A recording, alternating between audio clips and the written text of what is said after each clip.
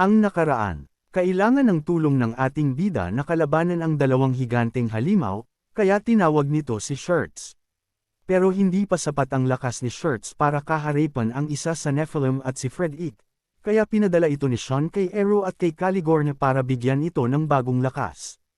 Pagpapatuloy, muling nagsalita Caligorn, ang mga bagay na nakikita mo rito ay ang pagsubok na kahaharapin mo pag pinili mo ang landas na ito, paliwanag nito kay Shirts. Dito ay biglang nagulat ang isang ito sa kanyang nakita, iyon ay dahil pinakita nila Ero at Caligorn kung sino ang mga makakalaban ni Shirts rito. Ayun na nga, dito ay naririto ang ilusyon o clone ng Nephilim, ang gatekeeper ni Lam-Endel, na kinakalaban naman madalas ng ating bida. Nagtanong sila Ero kung may lakas ba ng loob itong si Shirts na kalabanan ang mga nilalang na ito. Dahil doon, napatanong ang isang ito, si Master Sean po ba ay mga ganyang mga nilalang po ba ang madalas niyang mga kinakalaban? Tanong nito na may pagtataka, sumagot si Ero, tumapak ganern, siya ay sinumpa ni Lam-Endel, kaya buong buhay niya ay hinahabol siya ng mga Nephilim para patayin. At kung sakaling sasama ka sa aming grupo, buong buhay mo ay kakalabanin mo rin ang mga iyan hanggang sa huling hininga mo, paliwanag nito. Dito naman ay agad na nagpaliwanag si Caligorn, dahil baka matakot ang bata at umayaw ito.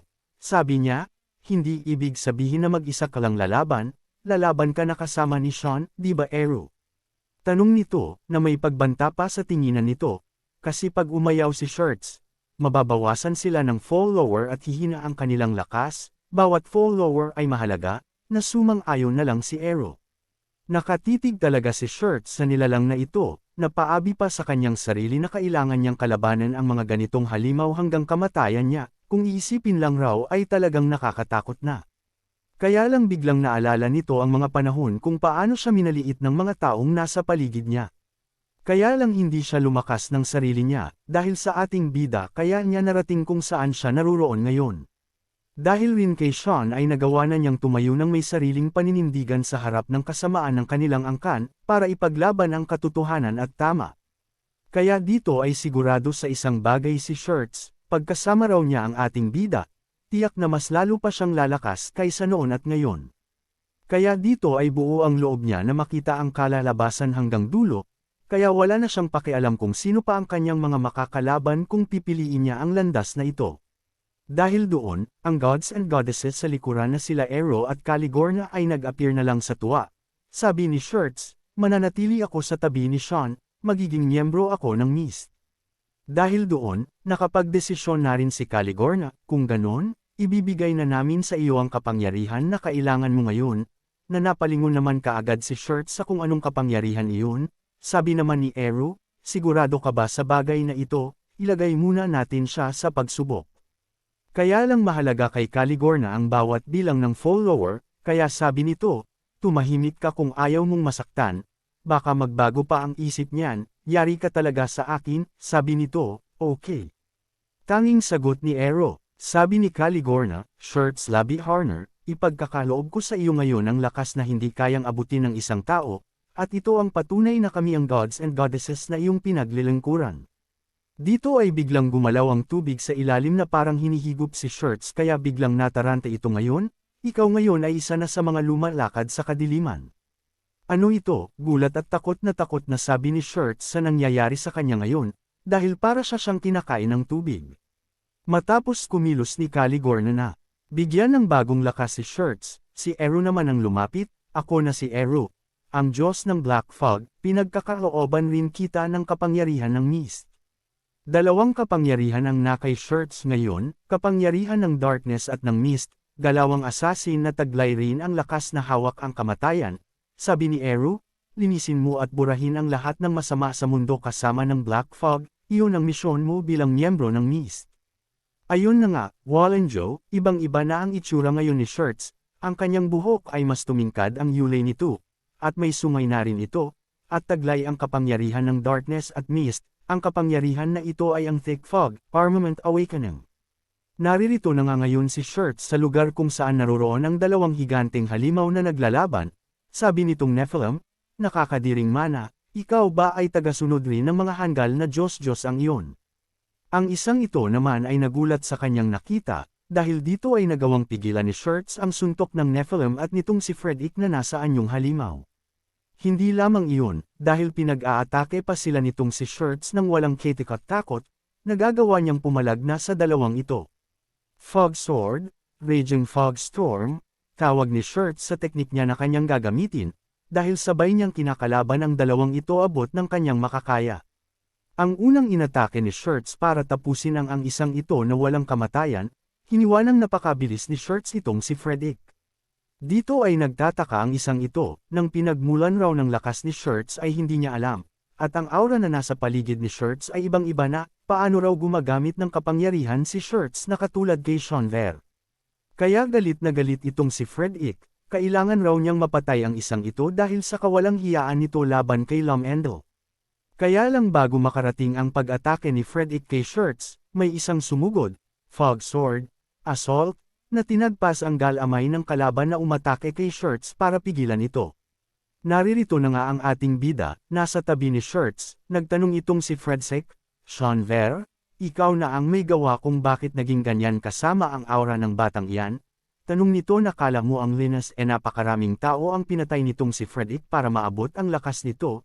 Sabi naman ni Sean, anong pinagsasabihi mong hinuwan ko siya, napakakaunti nga ng miyembro namin, kaya sana naman maintindihan mo.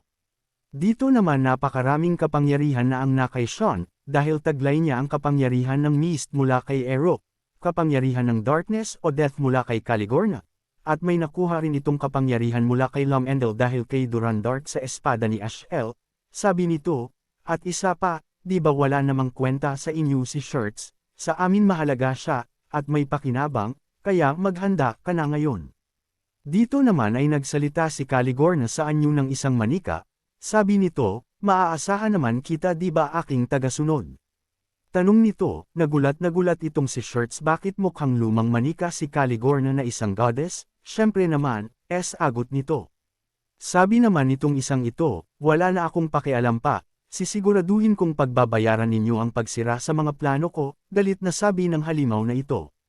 Kaya lang bago pa ito umatake, may uamtik sa kanya na isang liwanag, mula sa mga tauhan ni Lomendel, na pumutol ng galami nito. Ayun na nga, ang umatake sa kanya ay walang iba kundi ang Nephilim, kaya galit na galit ito, bobo raw ang Nephilim. Sabi naman ni Frederick, bakit hindi na lang tayo magkampi para mapatay kagad natin ang dalawang iyan? Kaya lang itong Nephilim na ito ay ayaw makipagtulungan sa isang masamang nilalang, sabi nito, manahimik kang kulangot ka, papatayin ko kayong lahat sabi nito. Kaya lang bago ito makasugod kay Frederick, umatake na si Sean, Fog Sword, Singular Slash, teknik ng ating bida, na isang napakalaking hiwa ang tumama sa balikat nito. Kaya lang hindi natinag ang kalabang ito, talagang apakakunat, ang tigas ng armor nito, na hindi sapat ang mga normal na pag-atake lang, sabi ni Sean, ano sa palagay mo bakit ako nagdala pa ng isang kasamahan ko rito? Tanong nito, sabi nitong si Sean, ako ang makakalaban mo ngayon, kaya huwag kang tumingin-tingin sa iba, matapang na sabi ng ating bida, baka matulad ka sa mga kapatid mo na napatay ko, panghaamon ni Sean. Walang hiya kang bastos na mortal. Sisiguraduhin kong hindi ka na makakapagsalita pa, dahil wawasakin ko ng husto iyang bunganga mo, galit na sabi nito. Dito ay lumabas na ang pakpak na liwanag nito, talagang magwawala na ito sa galit dahil sa pang-iinsulto ng ating bida sa kanilang lahi, Divine Flame, tawag nito sa kanyang pamamaraan. Dito ay nilabas na rin Sean ang kanyang sandata, Ants of Bulk Blood, tawag naman nito sa kanyang pamamaraan. Si Sean ang lalaban sa Nephilim, at si Shirts naman ang bahala kay Frederick. Kaya nagtanong ito kay Shirts kung magagawa ba ni Shirts na labanan ang higanteng halimaw na si Frederick.